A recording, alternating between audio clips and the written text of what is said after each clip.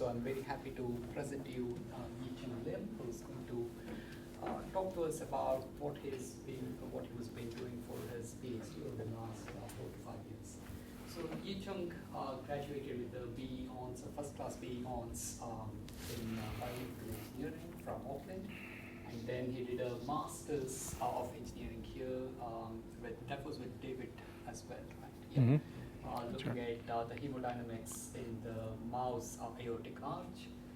And then he shifted focus a little bit to look at more cellular level events, looking at quantifying mechanotransduction in endothelial cells, which was the topic of his PhD that he's going to talk to us about today. Along the way, he picked up a Best Paper Award at the MICAI conference in 2015.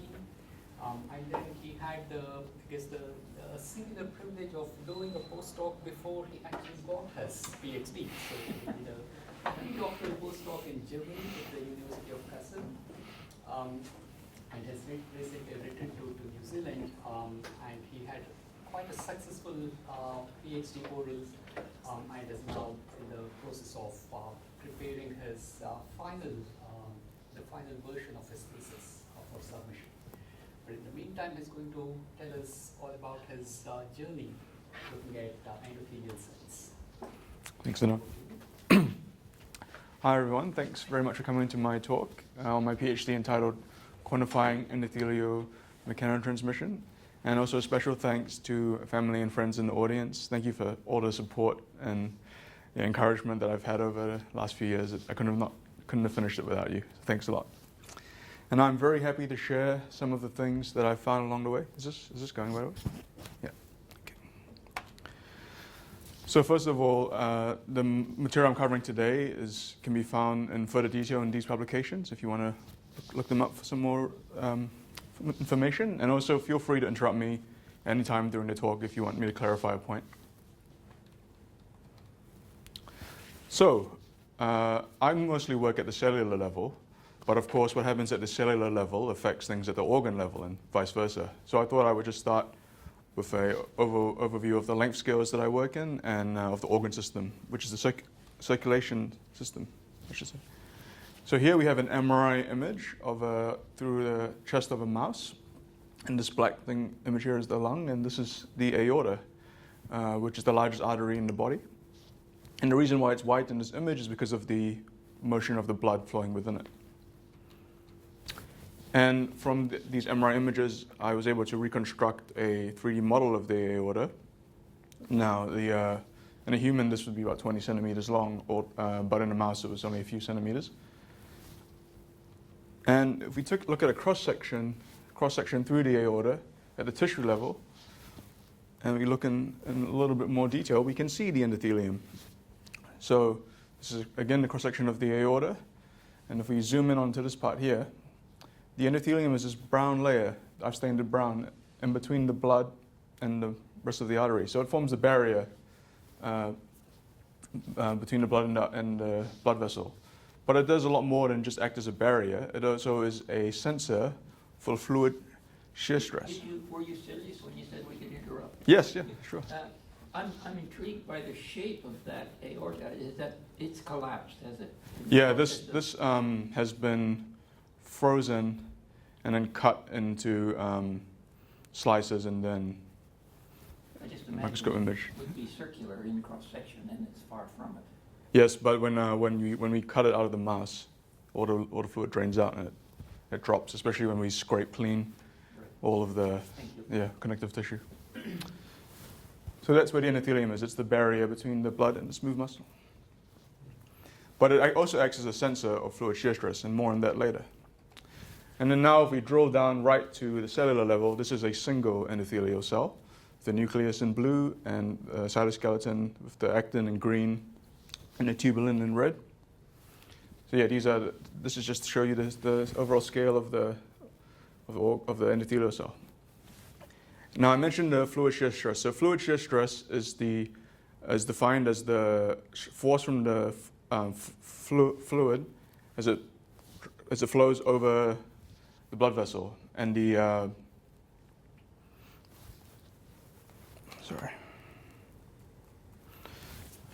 If we look at the distribution of the shear stress throughout the aorta, we can see that it varies, both depending on the blood flow velocity and the shape of the blood vessel. And so I was interested in quantifying the shear stress throughout the aorta. So what I did was I took that 3D model I showed you before and I simulated the blood flow through it, and you can see the velocity streamlines in that diagram there. And from that, I was able to compute the shear stresses throughout the aorta. Now, the next diagram I'm going to show you is really important. It's really the motivation for my research. And it is this one, which is a diagram illustrating the regions of the aorta which are more likely to develop atherosclerotic lesions. And if we look at these regions here, which are in blue, they correspond to the regions in my model which have low shear stress. And this is something that's been observed many times in a range of studies that have looked at this problem. And there's a clear link between fluid shear stress and the location of lesions.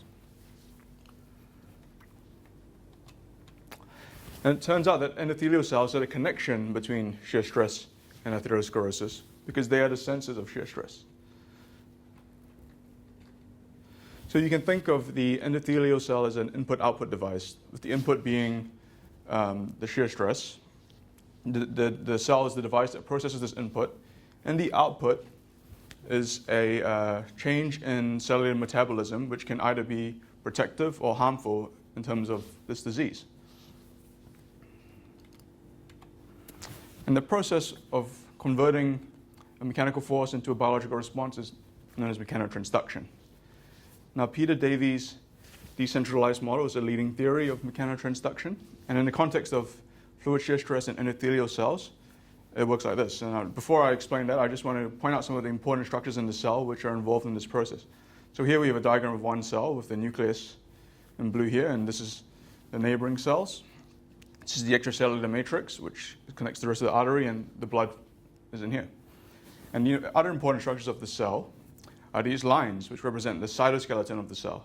Now, the cytoskeleton of a cell performs a function similar to our own bone skeleton in that it brings mechanical stability for the cell, and it helps provide a frame for the organelle of the cell to attach to, amongst other things. And it also transmits forces through the cell because it's the thing that's responsible for the rigidity. And also we have focal adhesions, which join the cell to the extracellular matrix, and cell-cell junctions, which connect it to the neighboring cells. And we also have here the primary cilium. Now, the primary cilium protrudes out of the apical surface of endothelial cells, and it acts as like a windsock or an antenna in the blood flow as it bends. And it acts as a standalone transducer, but it also might have a role in amplifying the forces within the cell, and this is something that I looked at in my research. So, getting back to the decentralized model of fluid shear stress, the first thing is shear stress is applied to the apical surface of the cell. And the force from the shear stress is transmitted into the cell and deep within via the cytoskeleton.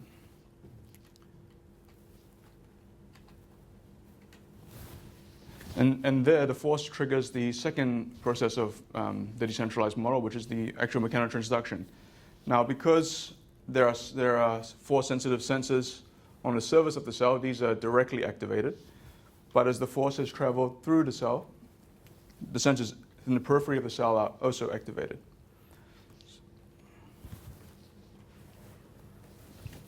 So, yeah, to understand how this process leads to atherosclerosis, we need to know something about how the forces are transmitted through the cell.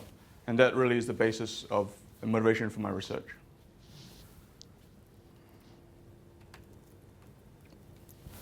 So I used a finite element model approach to quantify the mechanotransmission in the cell. And the first part of that is to get a spatial model of the cell, which I did based on microscope images. So I first grew cells, either in static chambers or within a flow chamber if I wanted to do dynamic imaging. And then I imaged the cells using a combination of immunofluorescence and laser scanning microscopy, and that produced 2D stacks of the cells with specific features within them detected within them. And from these, so for the model I'm about to show you, we image the following features: the nucleus, acetylated alpha-tubulin, and filamentous actin. Can you see that? Maybe turn the... We're trying to turn the lights off, but Yeah. we don't want to turn off. Just do what I do, press all the buttons and something happens.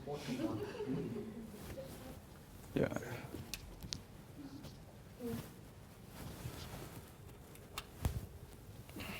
That's all right. That's all right. Try the bottom one. So you press for a. Hold it pressed. No. The switches are blue. That's all right. I can show you on a computer later if you're interested. Yeah. So here are some examples of the cell models that I was able to generate based on that spatial information. And these are all each based on microscope images.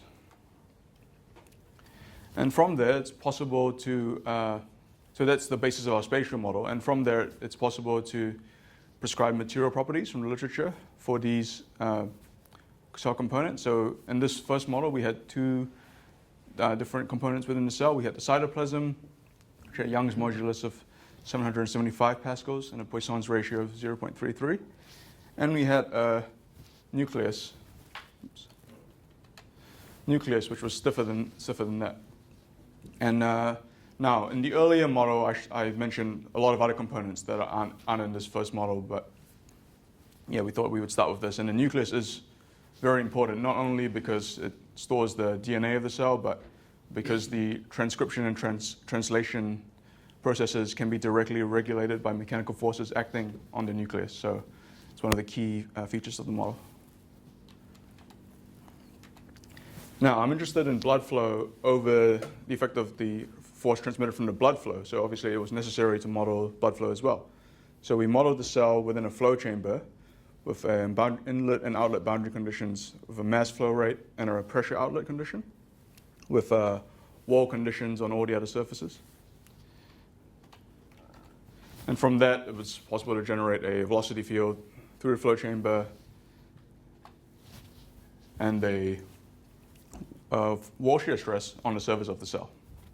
Now, this shear stress was then imposed as a boundary condition in the solid mechanics problem as an input pressure, and then we put a fixed condition on the base to represent the adhesion of the cell to the extracellular matrix. And then from that, we are able to calculate the stresses and strains throughout the cell. So I give an example of that here. These are the strains on the top surface of the nucleus in response to a shear stress of 0.8 pascals, which is considered a mid to low shear stress. Now, something that we quickly noticed from doing models like this is that our prediction for the stress and strain distribution through the cells is really dependent on the shape of the cells. So if you used a different shaped cell, maybe we would get a different answer. So like if you take an image of a confluent monolayer of endothelial cells, you'll notice that there are quite different shapes in there. So does that mean that if I built a model of this cell, could I apply the results to this cell? And that's something that no one had looked at before in endothelial cells, and so I decided to tackle this problem. And the shape of endothelial cells is even more important when you consider its relationship to disease. So remember how I mentioned before that low and disturbed fluid shear stress leads to atherosclerotic lesions forming? So if we look at the effect of various types of flow, it changes the shape of the endothelial cells. So here we have a static control. The cells have no flow. And if we look here, we have a disturbed cells grown under disturbed flow, which is harmful. And here we have cells grown in high shear laminar flow, which is protective. And we can see that in these two, the shape of the cells is more random, and there's no preferred direction, whereas in the laminar flow, the cells grow along the direction of the flow, and they elongate. So there's some connection between cell shape and disease. And Xu Qian put forward a theory called the wisdom of the cell, whereby the change in the shape is a response of the cell to maintain an internal force homeostasis So it's trying to maintain a level of force within the cell, which is healthy for the cell. And it does that by adapting its shape along the flow direction. Now, in the case of where there's no preferred direction, because the flow is chaotic and disturbed, the cells are not able to figure out which direction to align in, and so they're not able to maintain this homeostasis, which leads to a inflammatory state in the cells. That's his theory, called wisdom of the cell. So I wanted to test this theory. The other consideration I had was that due to spectral overlap, it's not possible to image more than 3, or maybe you can do 4, but that's really pushing it, 3 or 4 features within each image. So in this one, we've got the nucleus and 2 components of the cytoskeleton that makes the 3 features. Now, if I wanted to look at the primary cilium, if I wanted to look at focal adhesions, cell-cell junctions in these cells, I wouldn't be able to image all of them in the same picture. And the process of staining the cells and imaging them kills the cells, and it makes it impossible to then later add images the same cells. So to solve both these 2 problems, I decided to use a generative approach. So a generative approach is one where you look at the entire population of cells and you try and identify a spatial pattern within the population. And then based on this pattern, you then generate virtual cells which represent the entire population. And that does 2 things. One, you can understand something about the mechanical behavior of the cells in the population without having to build models of all the cells. And there are limitations to that. You can't say for sure what the mechanical behavior is for each of the cells, but it gives you an idea of the range of behaviors in the population.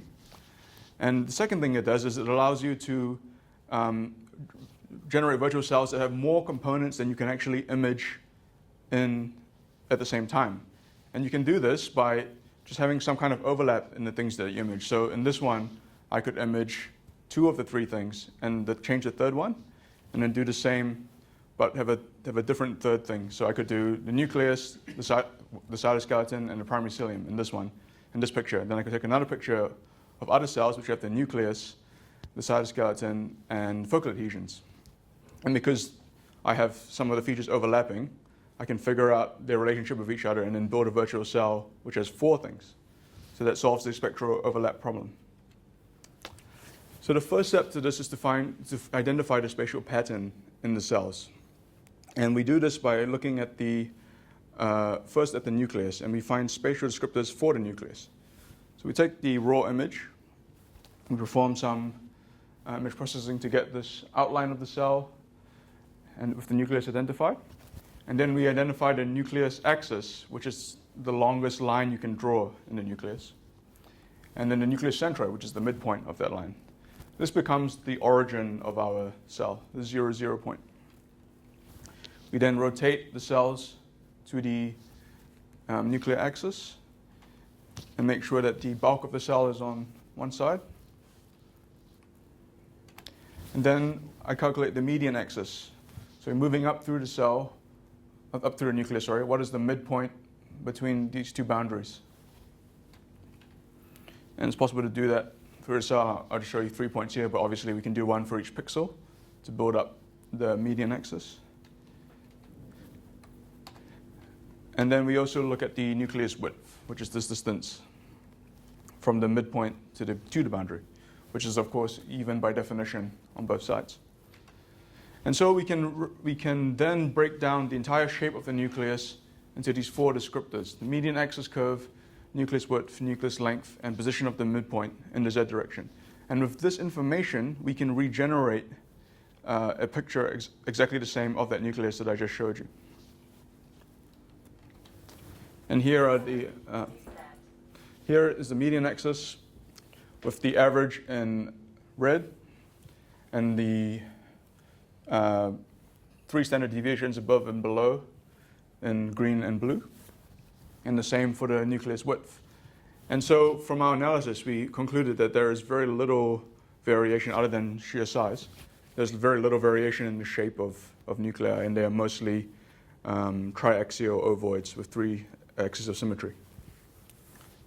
So not a hugely interesting result, but we did illustrate how we can capture the shape of the nucleus and that there isn't really a lot of variation in there. And from that information, we can generate virtual cells, virtual nuclei, sorry. Now the next component I want to point out is the cell membrane. So our starting point for this is the same outline of the cell with the nucleus in the middle. And we have the midpoint, the nucleus centroid.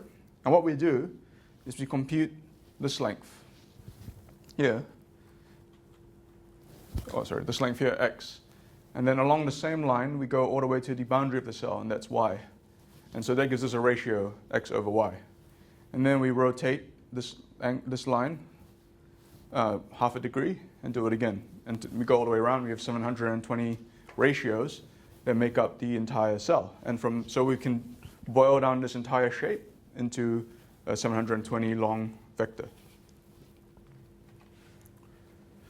So from there, we have a large data set, and I wanted to extract the modes.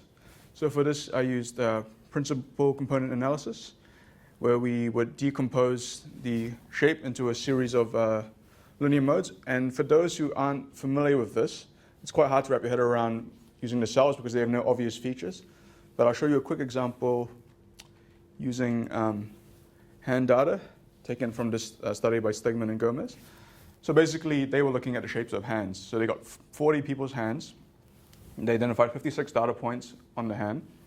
And this cloud shows you all of those data points of all 40 hands. So the first step is to rotate and align the hands to align the center of mass. That's what we did as well with our cells. And then if you take the average, that's what it looks like. So that's the average hand. And then you do the principal component analysis on the entire data set. And what it does is it breaks down that data set into an average and into a series of shape modes. The idea being you can take anyone's hand shape and reconstruct it from the average and the shape modes. So in this example I'm going to show you, you only need 3 modes to make any kind of hand shape. So this is the first mode. So I'm showing 3 standard deviations above and below, which is really exaggerated, but it's good for visualizing what the mode is. So we have the average hand, and then the first mode is better, the hand is going like that. And the second mode is better your fingers are together or splayed out. And the third mode is how far back your thumb is. Now, there were other modes, but with these 3 modes, it could explain, I think, over 90% of the variation in shape in hands. And so we did the same thing with the cell data, and these are in 3 dimensions, and these are the shape modes that we have come up with. And I'm only showing you I only visualized the first 2 modes, which only explain, I think, 70% of the data. So not quite as good fit as the hands, but it still covers the bulk of the variation in the cells. So the first mode is running along this top line, and it's going from 2 standard deviations below the average to 2 standard deviations above the average. So the effect of the first mode, you can see, is to increase the size of the cell, as well as to shift the bulk of the cell from above the nuclei to below the nuclei. The effect of the second mode is to shift the bulk of the cell from either side of the nuclei to above and below the nuclei. And like the hand example, where I can reconstruct anyone's hand shape with those 3 modes, it's possible to reconstruct any of the shapes in my population using these shape modes. But the trick is to know which what is the number of how much of each mode you should get for each of the shape modes to build a particular cell.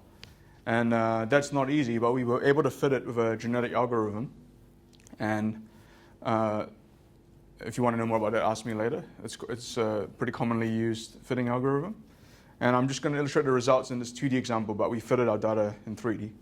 But in this 2D example, we have the original cell in red and the genetic algorithm fit to that in blue, and we are talking less than 5% error in the fit, so it's a fairly good fit.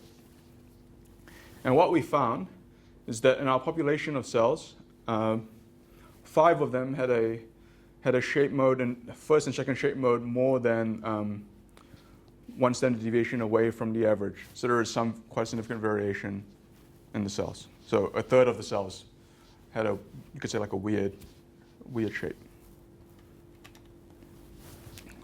as you can see here. So the numbers illustrate the size of the shape mode in terms of standard deviations, this being the standard deviation. So if it's bigger than this number, either positive or negative, it's more than 1 standard deviation away from the average in that shape mode. And we were also interested in how the shape modes interact. So here, again, we have the first shape mode in the middle, and the second shape mode going top to bottom. And the diagonals are the interactions of the shape mode. So this shape is what you get when you combine the first shape mode 2 standard deviations above the average with this second shape mode, the second shape mode 2 standard deviations above with the first shape mode 2 standard deviations below. And we were interested in the differences in the cell mechanics estimates of each of these shapes. So we then perform the finite modeling analysis similar to what I shared earlier. We performed that on each of these 9 cells. And what we found was a substantial difference in the stress estimates in these models.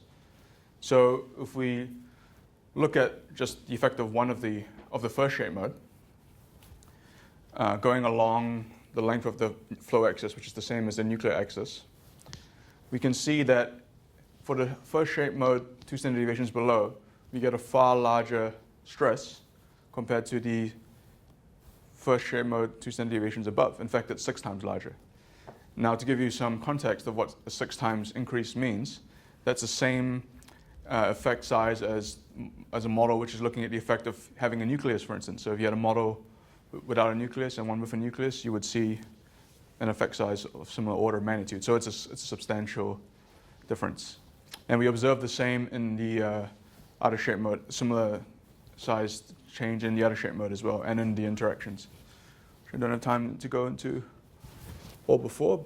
So yeah, it's significant because these big differences, so if we're going to apply this result to the other cells in our population, we can't know for sure whether the variation this big would be in the cells, because we didn't actually build a model for all the cells.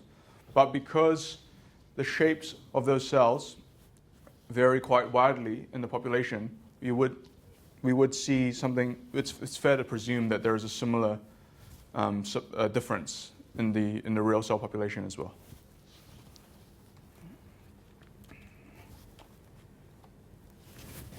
So that was the first study I wanted to share about. And now the second study was looking at primary cilia. So I mentioned a little bit about primary cilia. And if we get back to these 2 diagrams, one of the important things about primary cilia in the endothelial cell context is that if you look at the distribution of where primary cilia occur in the aortic arch in the mice, you'll notice that, so represented by these green sticks, you'll notice that they congregate in the areas which where the lesions occur, which are also where the low shear stress occurs. And they have a correlation with low shear stress, because if you take cells which have cilia and you apply a higher shear stress, the cilia will first shorten and then completely disassemble. So the cells will no longer have cilia if you apply high shear. So there's a connection there. And that's why my research interest was added to primary cilia. But the thing is, primary cilia are difficult to study because in these areas where there aren't many, we're talking like less than 1% of cells would have a cilia. But in these areas where there are, in the diagram anyway, a lot, we're still only talking about a 7 to 10% ciliation in endothelial cells. So most endothelial cells don't have a cilium, even in areas where they're meant to. And so it's difficult to find them. And there's a large variation in the literature about how many cilia there are in different cell types and what's the best way to culture them and detect them in vitro. So I decided to examine this problem and find a reliable method for culturing and detecting cilia. So we looked at 2 commonly used in vitro endothelial cell lines, human umbilical vein endothelial cells, and human microvascular endothelial cells. And we also looked at two commonly used percentages of fetal bovine serum, which is a serum that you use to culture cells in vitro. And finally, we looked at three different growth conditions. So the first one is to grow the cells until they reach confluence. The second one is to do that and then starve them of serum for 48 hours. And then the third one was to grow them until they're confluent and then let them keep growing for another 5 days. So 2, 2, 3 adds up to 12 total combinations. So we looked at the cilia incidence and growth of those 12 combinations. And so, yeah, we had to grow the cells in each of the 12 combinations. And you notice that the microvascular endothelial cells are slightly smaller than the umbilical vein ones, and they grow faster as well. We also looked at two methods of detecting the cilia. The first is ARL13B antibody, which binds to a protein that's located on the cilia body, and the other is a acetylated alpha-tubulin, which is what the core of the cilium is made out of. It's made out of tubulin. And what we found is that with the tubulin, because there is a lot of tubulin in the cell, it's possible to confuse a clump of tubulin with a cilium, whereas with this antibody, it only binds to cilium. And we never found a case where we could see something in this ARL13B green channel without also seeing it in the tubulin. So we decided that this was the accurate method, and in future you could just rely on this alone to find the cilium, which you can see in these cells here, these green sticks. So yeah, we're looking at the 12 conditions. What we found was that HUVECs grown in low serum didn't have cilia, no matter what culture condition you used. Whereas in general, the microvascular endothelial cells had far more cilia. And so the important finding from this study is that if you are interested in studying microvascular endothelial cells, if that's the appropriate model for your study, and you're looking at cilia, then we recommend growing them in high serum and letting them go for 5 days post-confluence. It gives you the highest cilia incidence, median of 20. You grew these on a plane? Yes. And was there flow? No, these are static. But in the absence of flow, if I understood you, the cilia retract or disappear or read themselves or something? No. In the presence of high flow, they do that. Oh, I beg your pardon. Yeah. In the static condition, they have a level similar to that of having disturbed flow. Yeah. Yeah. So and then if you're interested in large vessel endothelial cells, then we recommend growing them in high serum, and it doesn't matter which post-confluent condition you use. It doesn't change the amount of cilia. So that's what we found. And yeah, this is also the first study to report that there are cilia on microvascular endothelial cells. So that was the important findings from that study. And if we also look at the cilia length in the 9 conditions that actually had cilia, we can see that generally the umbilical vein cells had longer cilia than the microvascular endothelial cells. And now the next question I want to talk about is does the cilia act as a force amplifier as well as being a standalone transducer? So remember this diagram I showed you that the shear stress hits the apical surface of the cell. It's transmitted within via the cytoskeleton and also down through the primary cilium, which is attached to the cytoskeleton. So I wanted to see whether there was a mechanical basis for this theory, because the primary cilium can act as a transducer on its own. It doesn't necessarily need to work by amplifying the force. So that's something that I wanted to find out. So we did this by including cilium into the model that I previously showed you, with the material properties taken from the literature, and comparing it to one. Comparing it to one without a cilium. And what we found, So the ciliated one is blue and without the cilium is red. What we found is in the region far from the cilium, it didn't really increase the stress in the cell. But in the near cilium region, we see an increase in stress. So it's a local force amplification, not a long range one. Okay, so the very last study I want to share about today is the extension of my generative approach, which I described earlier, the extension of it to also include the primary cilium and the cytoskeleton, which are mechanically important components. So we also need to identify the spatial patterns within these subcellular components. So we'll start with the f-actin. So all of these white lines are actin filaments. So to illustrate it, I'll just point out, first highlight the nucleus and then point out how to do this analysis on only 3 filaments. So remember I said we have a reference system. The nucleus axis is the same reference system used across all of the spatial descriptors, which allows us to generate virtual cells. So first you compute the number of filaments per cell, and then you work out their length. Next, you look at the angle that they form with respect to the nuclear axis, and then the length, that the midpoint of the filament, the distance between that and the axis, and finally, the angle between that midpoint and the nuclear axis.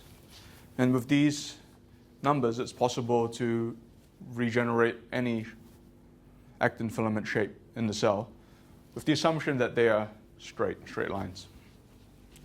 So yeah, we did this analysis on our population of cells, and we found that the length of the actin is right skewed, and that there is no preferential direction in the orientation of the fibers with respect to the nuclear axis, which is what you would expect in statically cultured cells, but not the case if the cells are grown in a flow direction, because then the filaments align in the direction. Yeah. And this is the length. This is the distance of the cells with respect. Sorry, the distance of the filaments with respect to the middle of the cell as normally distributed. And again, there was no preferential direction. Now, the a-tubulin is slightly different because a-tubulin grows in a tree-like structure from the centrosome. So we use this tree-like property to our advantage to help us capture its shape. So the first thing to do is to compute this vector between the centrosome and the center of the cell. And then we number how many tubulin filaments there are and their length. So that's similar to the earlier one. And now, since each one emerges like a tree from the previous branch, it's possible to calculate their collinearity from the parent. And then finally, we have a parent ID branching index. So the position in the vector corresponds to the number. So position 4 would be the 4th filament, and the number 2 means that its parent was filament number 2. And we built that array for each of the filaments. And doing this, we're also able to recreate the shape of any of the microtubule networks, which I'll show you later. And then, yeah. So here we have the length of the distance of the centrosome with respect to the center of the nucleus. And if we plot the distance of the centrosome with respect to the size of the nucleus, you can see that the centrosome is near the middle of is close to the middle of the cell within the envelope of the nucleus. And if you look at a histogram of the lengths, we can see that this is also right skewed. And that the majority of the tubulin within 20 degrees collinearity of the parent. Now I said we could recreate these. So we have here the raw image files of the f-actin and acetylated alpha-tubulin channels. These are the, it's not really hard, it's quite hard to see, but these are the recreated models, just using the numerical data that we pull out from our analysis. And I superimpose them to show you the goodness of fit. Now there are obviously limitations of this approach. The most obvious being that we assume that all of the filaments are straight lines, which is not the case for alpha-tubulin. It's generally the case for actin because it's in tension, so they are mostly all straight. And then finally, the primary cilia. So, yeah, the first spatial descriptor is the position of the cilia with respect to the nucleus centroid. So, for all the cells, these are where the cilia are with respect to the middle of the cell, and this orange circle shows you the length of the nucleus, like the half length of a nucleus. So nearly all of the cilia are really close to the middle of the nucleus. That's what this graph shows you. And then the other spatial descriptor is the length of the cilium, which I already showed you the data for that. So to cap it all off, we can take the data from all of our different descriptors and use it to generate virtual cells. So here are 3 randomly generated cells with the cytoskeleton. So the green is the actin network, and the red is the alpha-tubulin. The blue indicates the nucleus, and then we've got the outline of the cell membrane. The black is the centrosome. And you could also randomly simulate some lengths of the cilia based on the distribution of cilia lengths. Now, yeah, this is still a work in progress because it's in 2D, and we haven't considered we haven't built in any of the correlation data between each of the different cytoskeleton components, and undoubtedly there would be some correlation. So that would be the next step for this study. So to summarize the important findings, some of the important findings that I've shared today, population morphological variation in endothelial cells has an important effect on its mechanotransduction. We found up to 6 times difference, which is substantial and supports Qian's wisdom of the cell theory. I developed a reliable method for culturing and detecting endothelial primary cilia. We found some evidence for the cilium as a force amplifier of shear stress, at least in the local region of the cilium. And I've developed a method for creating a generative based virtual cell model, including components of the cytoskeleton and the primary cilium.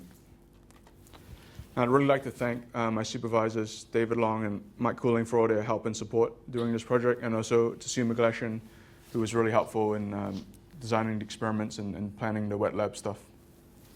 And I'd just really like to thank my colleagues and friends and family again for all the support they've given me. Thank you for listening.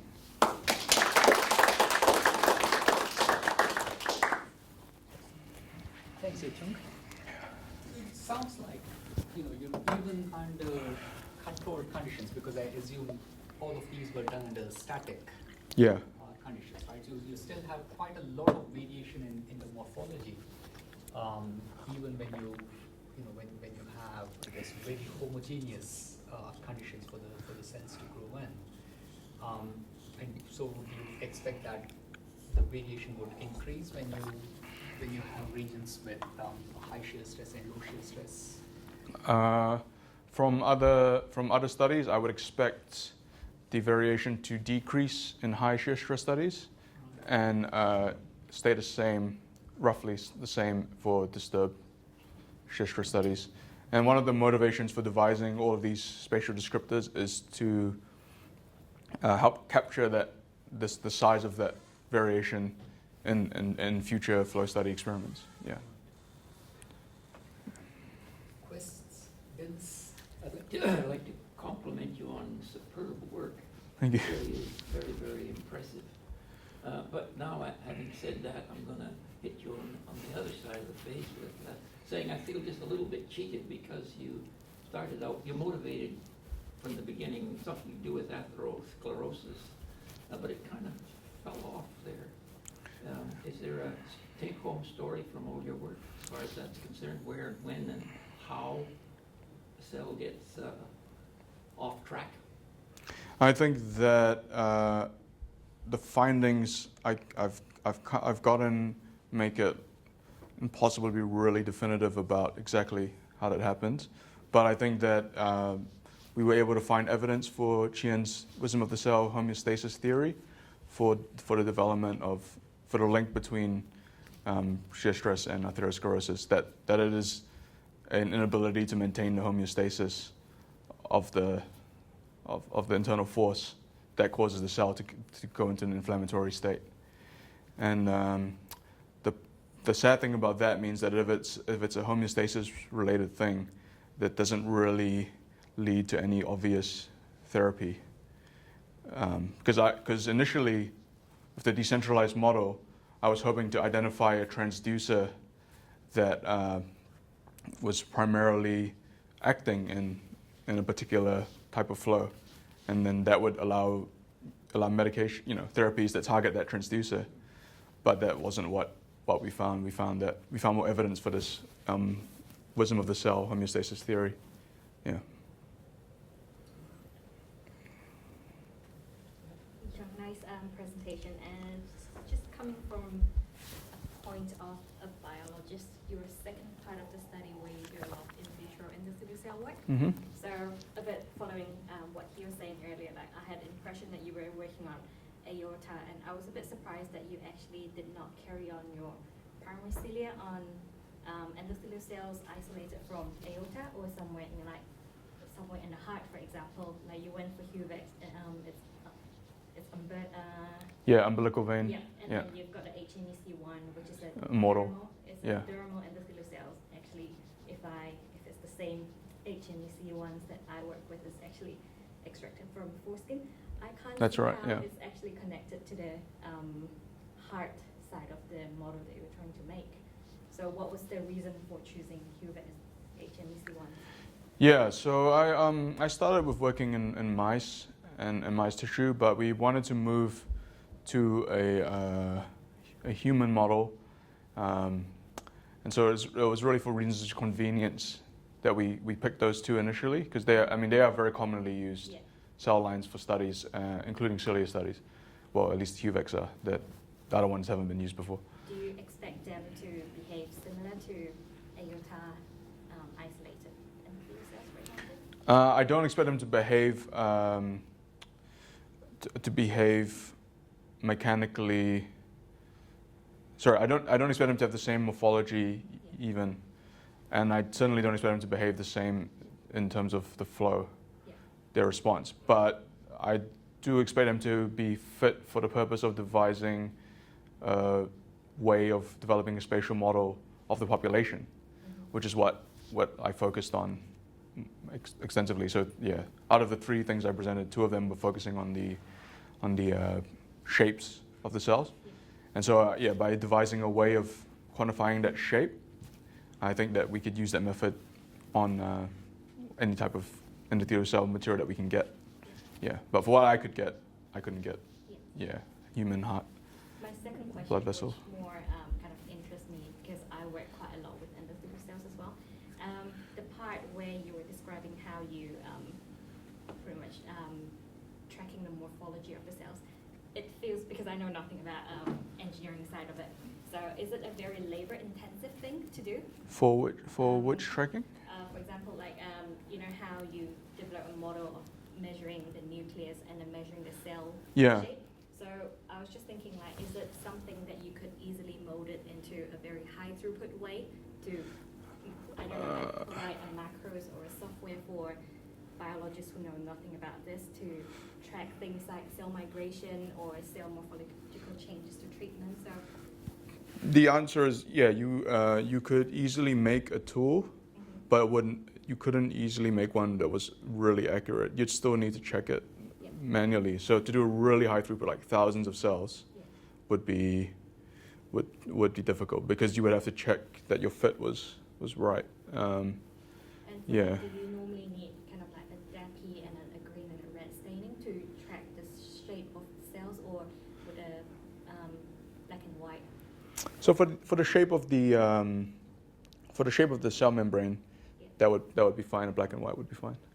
For the cytoskeleton stuff, then obviously you need to stay in all the components that you're interested in. Yeah. Yeah, I can. So it was semi-automatic, the methods I ended up making.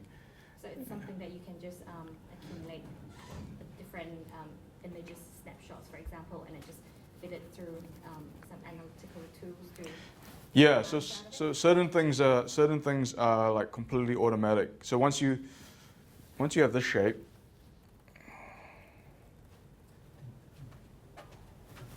Oh, yeah.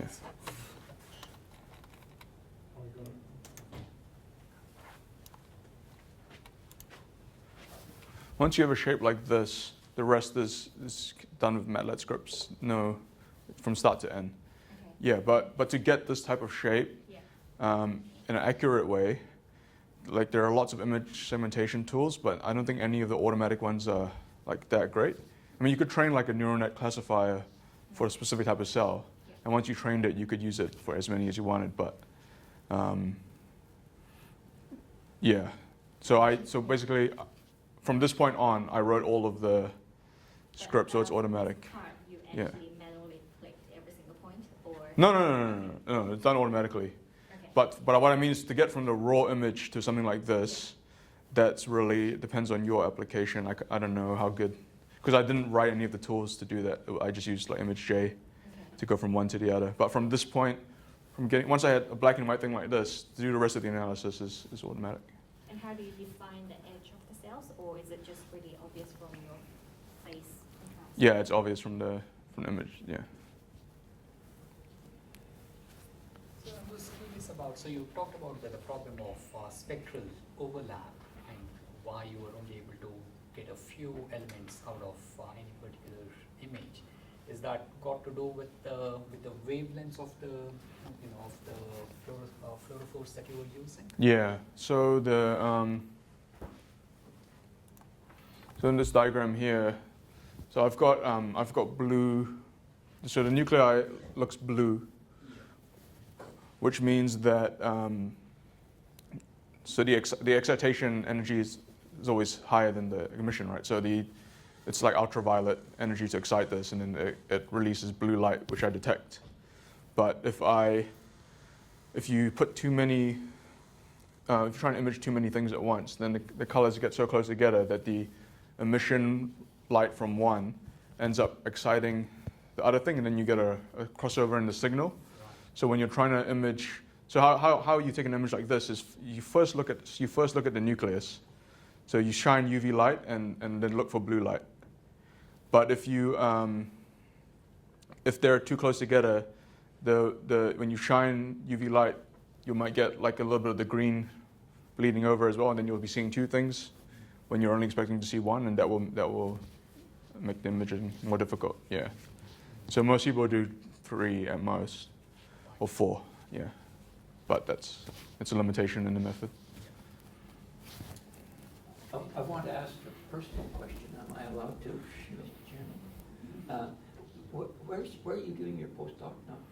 I was doing it in Kassel University, in Germany, in the city of Kassel. And that's what, come to an end? Yeah, I finished them. And do you catch up with David Long? Only on Skype. I just missed him, unfortunately. I got back after he left. Yeah. So where to next? I'm looking for an industry job in Auckland at the moment. Yeah. Your parents pleased with this? Can I? I think they should be very pleased with what they heard tonight, too. All right. Thanks very much, Yi Chung. Thanks.